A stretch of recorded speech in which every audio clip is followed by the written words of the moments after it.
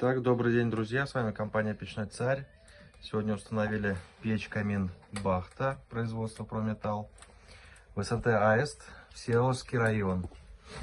Вот она, красивая, с выходом сквозь стену и подъемом дымохода вдоль стены по улице. Вот, сейчас производим первые протопки. Красота, тепло идет.